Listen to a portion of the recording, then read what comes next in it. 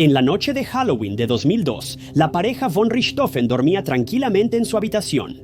Pero en medio de la noche, un trío de criminales irrumpió en la casa de la familia y los emboscó con barras de metal, acabando con sus vidas al instante. Este atroz crimen tuvo impacto global en los medios y los investigadores inicialmente pensaron que era un robo. Pero solo unos días después, los detectives anunciaron que habían arrestado a un sospechoso que nadie habría esperado nunca.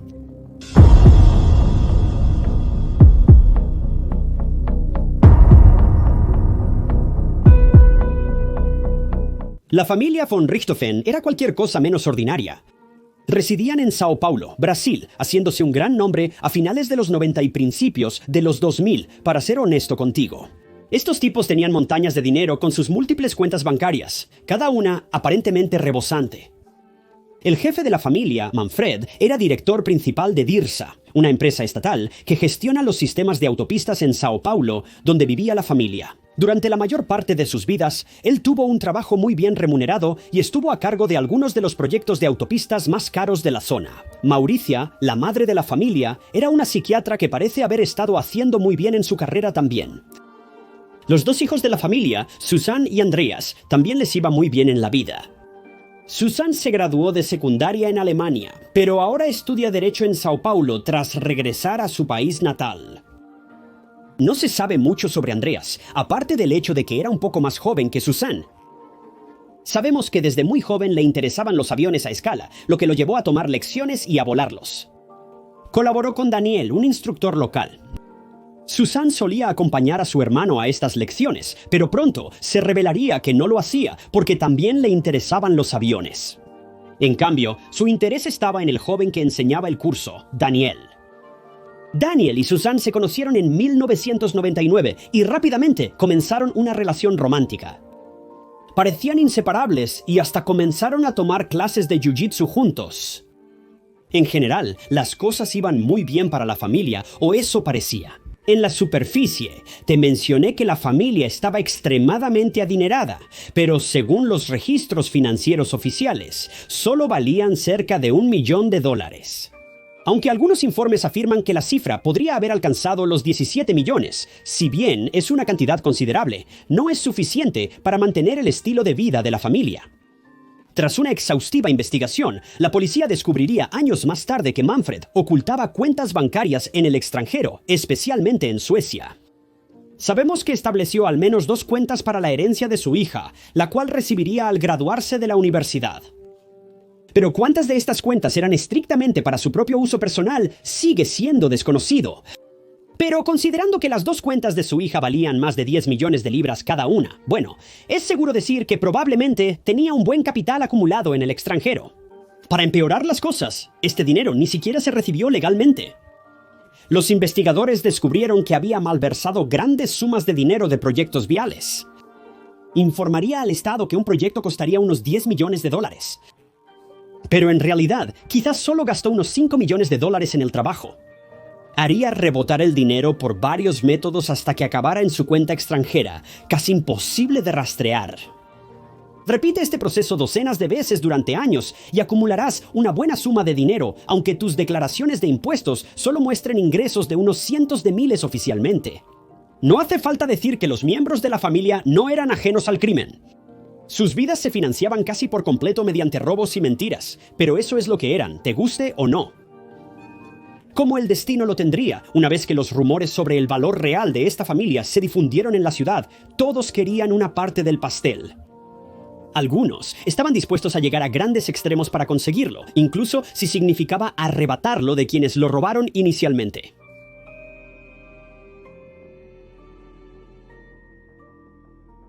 Susanne era una niña con serios problemas. Aunque ella pudo haber parecido bastante normal desde el exterior, sus padres sabían que había algo único en ella que no les sentaba bien.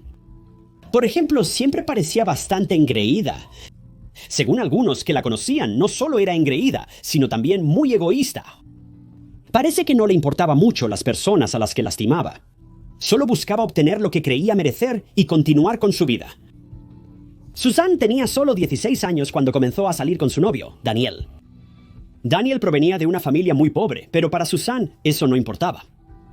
Nadie sabe qué vio Susan en Daniel, pero ella llegó a admirarlo como solo una joven adolescente podría. La pareja comenzó a pasar todo su tiempo juntos, reuniéndose después de los estudios de Susan y los largos días laborales de Daniel. Mientras su relación crecía, Susanne decidió mudarse a vivir con Daniel. Esto la llevó a pedirle a su padre que les comprara un apartamento para que pudieran comenzar su vida juntos. El padre de Susan, un hombre muy sabio, no aprobaba su relación y más o menos se rió de la idea de que ella le pidiera gastar su propio dinero para que su hija adolescente se mudara con alguien a quien él consideraba un don nadie. Francamente, es difícil culpar al sujeto. De donde vengo, si quieres mudarte, trabajas, ganas dinero y compras un lugar propio, no le pides a tus padres que te compren un apartamento. Esto solo muestra la mentalidad de Susan y las locuras a las que estaba dispuesta a llegar para obtener lo que quería. Pero aunque el padre de Susan pudo haber sido severo y algo anticuado, también quería asegurarse de que sus hijos estuvieran cuidados. Esto lo motivó a crear un fideicomiso para Susan y probablemente también para su hermano. Susan tenía derecho específicamente a alrededor de 20 millones de libras, como mencionamos hace un momento, pero solo recibiría esto una vez que se graduara de la universidad. Le reveló esto a Susan cerca del momento en que ella solicitó un apartamento, hasta donde puedo determinar. Pero Susan, siendo egoísta, desempleada y, lo diré, perezosa, no quería terminar la escuela. Ella quería lo que sentía que era legítimamente suyo, y lo quería ahora. Para la fortuna de Susan, estaba por obtener su deseo, pero no como se hubiera imaginado.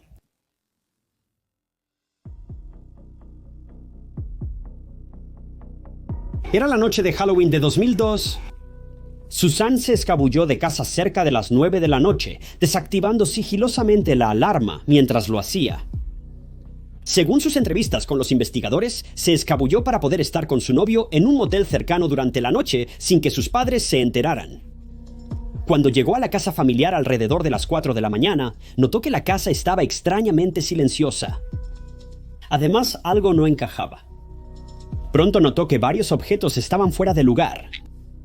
Los papeles estaban esparcidos por el suelo y la biblioteca de su padre. Pero mientras se dirigía hacia la habitación de sus padres, se heló hasta los huesos cuando descubrió una escena del crimen de proporciones desastrosas. Mientras ella estaba fuera, alguien había irrumpido en la casa de la familia sin dejar rastro alguno.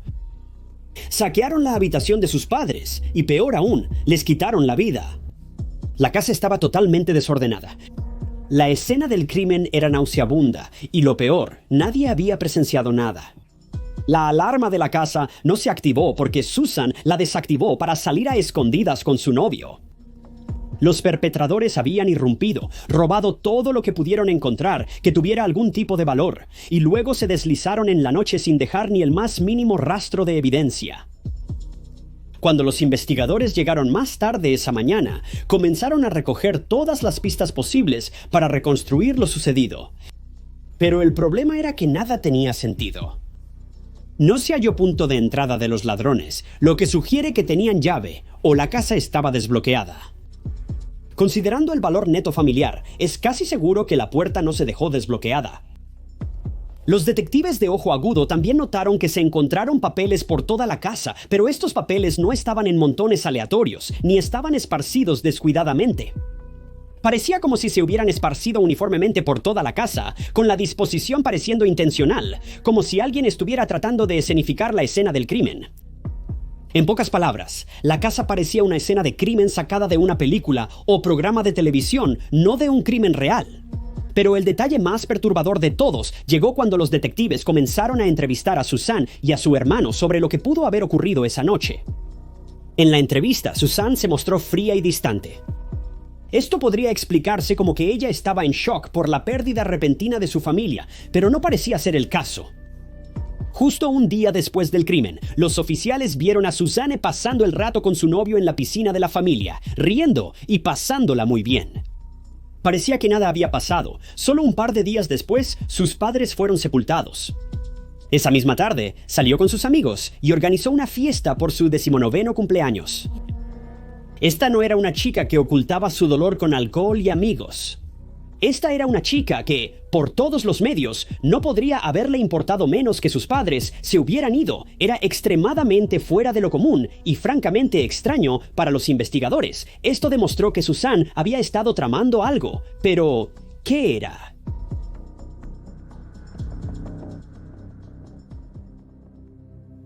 Debido al comportamiento extraño de Susan, la policía empezó a seguirla a ella y a su novio. Cabe señalar que Susan tenía control total de las finanzas familiares, ya que su hermano era menor de edad. Esta joven de 19 años parecía tener millones de dólares para gastar a su antojo. Ya no necesitaba su fideicomiso ni terminar la escuela. Aunque aprender esto a una edad temprana sería genial, no cambia el hecho de que sus padres ya no estaban. Para cualquier persona normal, el dinero no importaría. El dolor eclipsaría cualquier alegría. Eso podría haber venido con ser un millonario repentino, pero para Susan no había nada más que felicidad. Mientras la policía seguía a Susan y a su novio, notaron que el hermano de su novio había comprado recientemente una motocicleta increíblemente cara. Aunque esto no era particularmente preocupante, lo que lo hizo sospechoso fue el hecho de que un chico tan joven pudiera pagar la moto en efectivo. No se necesitaba financiamiento, él venía de una familia increíblemente pobre. Este fue el detonante para los investigadores. Sabían que este joven tenía vínculos con la familia de Susan y que grandes cantidades de dinero en efectivo fueron robadas de su casa días antes.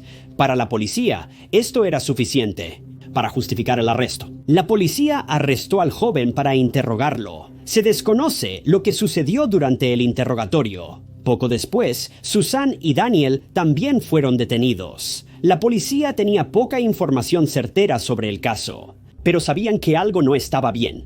Pero afortunadamente, parece que tenían toda la información que necesitaban, porque en cuestión de horas, los tres jóvenes comenzaron a revelar la verdad sobre lo que había sucedido esa noche, y era algo que amigos o familiares nunca hubieran esperado.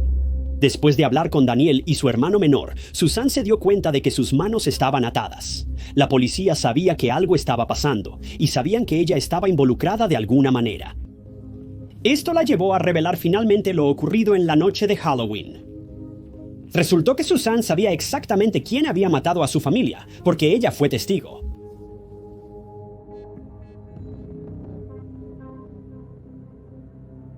Susan estaba muy molesta por el rechazo de su padre a su pedido de comprar un apartamento con su pareja. Estaba tan decidida que haría lo que fuera por lograr su objetivo. Sus deseos egoístas no podían ser contenidos, sin importar el costo.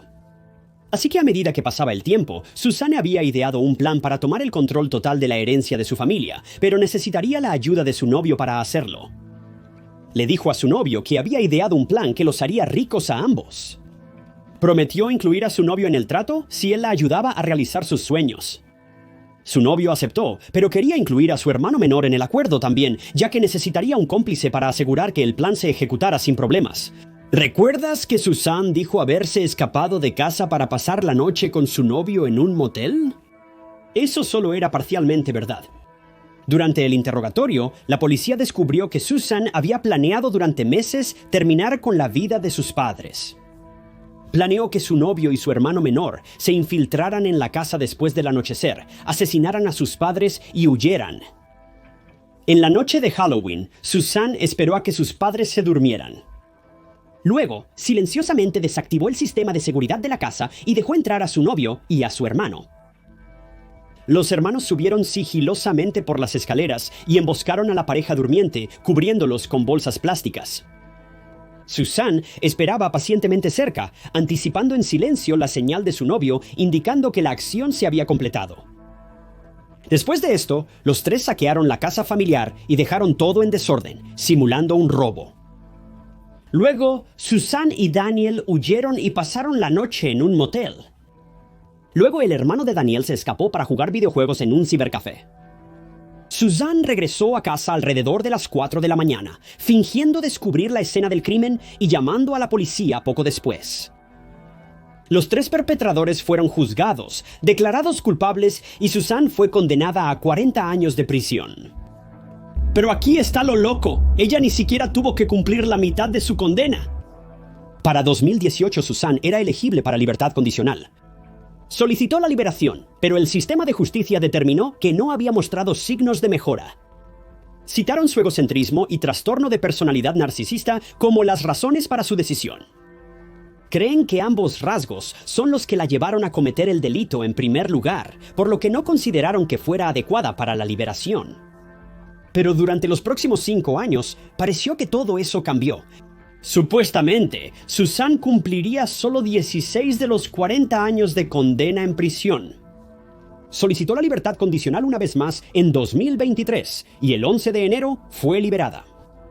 Ahora está operando un estudio de costura en Sao Paulo, básicamente comenzando su vida de nuevo a la edad de 39 años. Si no es lo suficientemente criminal que fue liberada después de solo 16 años, entiende esto, también tiene derecho a las 20 millones de libras que su padre dejó para ella en esas cuentas bancarias en el extranjero. Aunque aparentemente se han confiscado los demás activos familiares, su herencia aún está disponible, siempre que culmine sus estudios, lo cual presuntamente ha estado haciendo en prisión. Por lo que sé, en prisión solo se casó 2 veces. Se casó con Sandra en 2014, pero se divorciaron en 2015.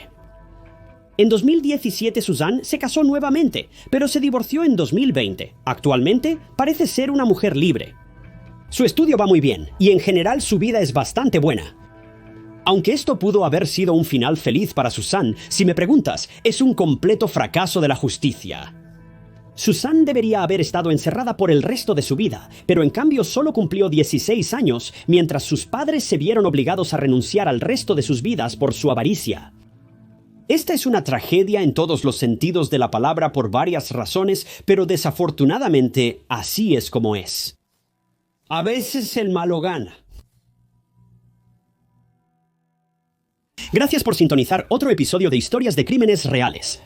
Si te interesan más documentales de crímenes reales, dale me gusta y suscríbete. Si te gustaría ayudar a apoyar el canal, la mejor manera de hacerlo es simplemente dejando un comentario abajo, cualquier comentario. Ayuda al canal mucho más de lo que puedes imaginar. Para ayudar económicamente, haz clic en el botón azul Unirse abajo o compra una taza de True Crime Stories en TykeKnots.com. Pero con eso, mi nombre es Ty Knots y los atraparé chicos en el próximo video.